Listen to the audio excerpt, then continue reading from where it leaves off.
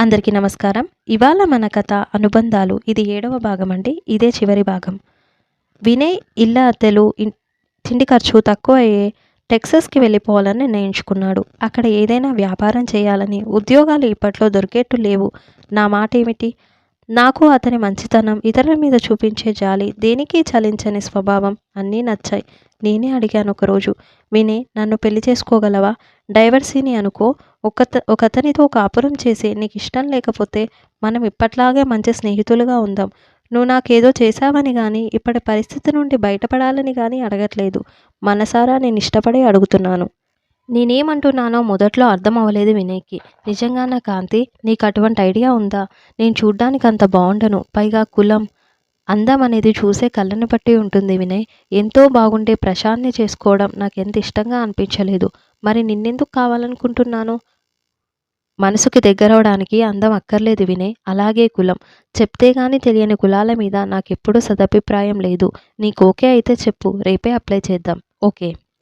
మరి ఇప్పుడు ఇక్కడ ఇలా వచ్చావేంటమ్మా? మీరు సుఖంగా ఉండాలి కదా! ఉన్నాం నాన్న. 15 రోజుల క్రితం వరకు నాకు ఏదీ గుర్తుకు రానంత సుఖంగా పువ్వుల్లో పెట్టి చూసుకున్నాడు వినయ్. ఆర్థికంగా కష్టపడ్డా అదంతా ప్రేమతో మురిపింపజేసేవాడు. పెళ్ళయ్యాక అనుకున్నట్టుగానే టెక్సాస్‌కి వెళ్ళిపోయాం. హ్యూస్టన్ నగరానికి వెళ్లే దారిలో పొలిమేర్లలో ఒక పెట్రోల్ బంక్ పెట్టాడు వినయ్. తను అంతవరకు దాచుకున్న డబ్బు చూపించి బ్యాంకులో అప్పు తీసుకొని, అక్కడ గ్యాస్ స్టేషన్ అంటారు.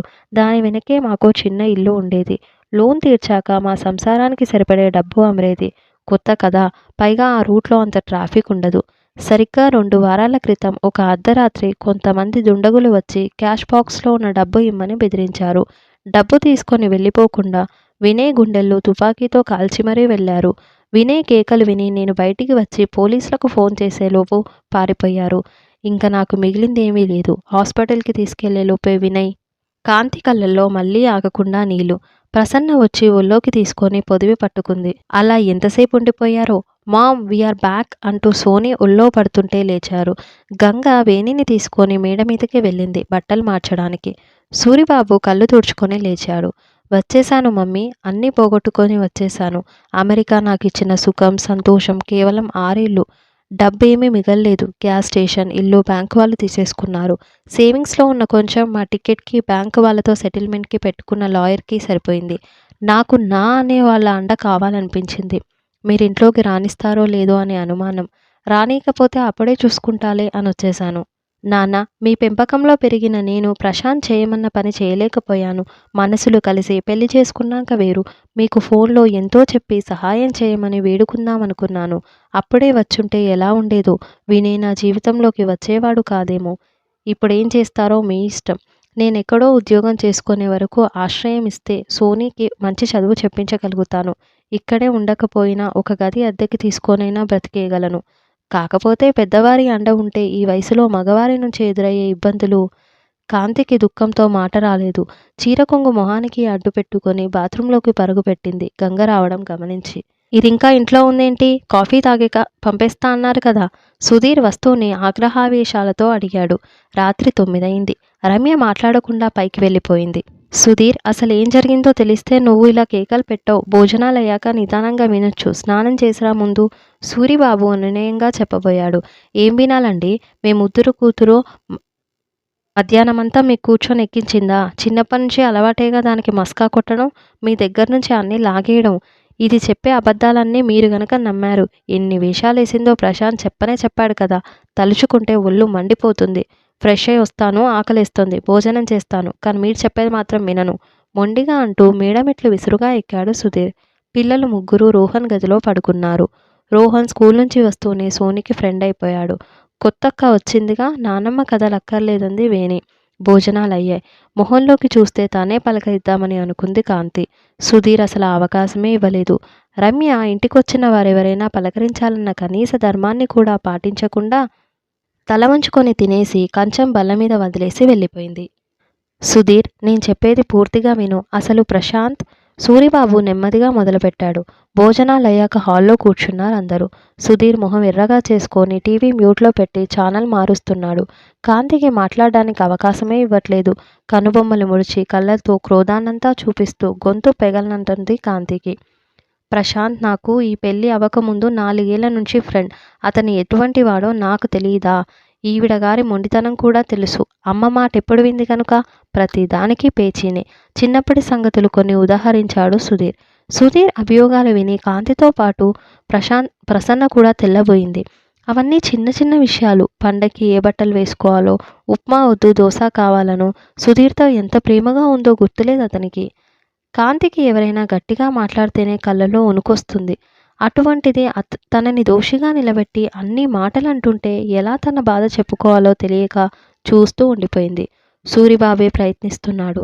అది కాదు బాబు, ఇంటికి వచ్చిన ఆడపిల్ల నిస్సహాయంగా నిలబడితే మనం ఏదో ఒకటి చేయాలి కదా. ఏం చేస్తారండి? ఇప్పుడు నీ మొగుడిని కూడా వదిలేసి వచ్చానంటుంది. మళ్ళీ పెళ్లి చేస్తారా? నాకిది ఇక్కడుండడం ఏమాత్రం ఇష్టం లేదు. మీరే తేల్చుకోండి. కాంతి కళ్ళనీళ్ళు ఆపుకోవడానికి అవస్థపడుతూ సన్నగా వెక్కుతోంది. సూరిబాబుకి తిక్క రేగింది. తీర్పు ముందే నిర్ణయించేసిన న్యాయమూర్తితో ఏం వాదించి ఏం ప్రయోజనం? సరే అయితే వేరుపడదాం. నేను వదిలేయలేను. మీరు దాన్ని తీసుకొని వెళ్ళండి. ఇల్లు నా పేరు మీద ఉంది. మర్చిపోయారా? ప్రతి నెల అప్పు నేనే తీరుస్తున్నాను. సూరిబాబుకి గుండె కొట్టుకోవడం ఆగిపోయినట్టయింది. నిజమే, తను 40 లక్షలు ఇచ్చాడు. 5 లక్షలు తక్కువైతే బ్యాంక్ లోన్ సుధీర్ పేరు మీద తీసుకోవాల్సి వచ్చింది. తను జాబ్ చేస్తున్నాడు గనక అప్పు కూడా జీతంలో తీసేస్తారు. కానీ మరి తన రిటైర్మెంట్ డబ్బు 90%? ఇన్ని రోజులు పిల్లల్ని చూడడం, ఇంటి పనులు చేయడం, బజారు పనులు అన్నీ చూసుకుంటూ తనకు కొద్దిగా ఫిక్స్డ్ డిపాజిట్లో ఉన్న డబ్బు మీద వడ్డీ ఖర్చు పెడుతూ తన పిల్లలు మనవలు అని ఎంతో ప్రేమగా చూసిందంతా ఎక్కడికెళ్ళిపోయింది? వాళ్ళిద్దరికీ వచ్చే లక్షల జీతాల్లోంచి ఎంత ఖర్చు పెడుతున్నారు ఇంటికి? ఎవరిని అడుగుతాడు? ఏమని అడుగుతాడు? సంస్కారం అడ్డు వచ్చింది. 2 రోజులు టైం ఇవ్వు. నేను, అమ్మ, కాంతి, సోని ఇల్లు చూసుకొని వెళ్ళిపోతాం. అమ్మెందుకు? అమ్మ ఇక్కడే ఉండొచ్చు. నేను ఆవిన్నేం అనట్లేదు. సుధీర్ మాటలు వింటుంటే సూరిబాబుకు నవ్వొచ్చింది. ఇంట్లో అమ్మ లేకపోతే ఎలా? మీ నాన్న ఇక్కడుంటే నేను అక్కడే. ఇంకో మాటకు అవకాశం లేకుండా ప్రసన్న లేచి వెళ్ళిపోయింది. అమ్మ వెనకే కాంతి. సూరిబాబు తన స్నేహితుడి ద్వారా మధ్యతరగతి కుటుంబాలు ఉండే మల్కాజ్గిరిలో 2 గదులు అద్దెకు తీసుకొని వెళ్ళిపోయాడు. సోనీని అక్కడే మంచి స్కూల్లో చేర్చాడు. అదే స్కూల్లో కాంతికి కూడా టీచర్ కింద ఇచ్చారు. కొంచెం సర్దుకున్నాక అదివరకు చేసిన ఇంటర్నేషనల్ స్కూల్లో ప్రయత్నం చేస్తానంది కాంతి. కాంతి నెమ్మదిగా తేరుకుంటుంది. ఈ డిగ్రీతో ఏదైనా మంచి జాబ్కి అప్లై చేయొచ్చు కదమ్మా అన్నాడు ఒకరోజు సూరిబాబు. వద్దు నాన్న, నేను సోనీతో వెళ్ళి తనతో వచ్చేయచ్చు. టీచర్ కూతురని దానికి ఫీజులో కూడా సగం తగ్గించారు కదా. ఇంటర్నేషనల్ స్కూల్లో వస్తే ఇంకేం అక్కర్లేదు. సోనీని కూడా చేర్చేస్తాను. అసలే అమ్మకి నేను పెద్ద భారం అయిపోయాను. ఇంకా కార్పొరేట్ కంపెనీల్లో ఆ ఒత్తిడి అది మీ మీద ఈ వయసులో అంత బాధ్యత పెట్టదలుచుకోవట్లేదు. జాగ్రత్తగా ఖర్చు పెట్టుకుందాం, సర్దుకోవచ్చు. కాకపోతే మీకు ఏసీ గది, పాష్ అపార్ట్మెంట్స్.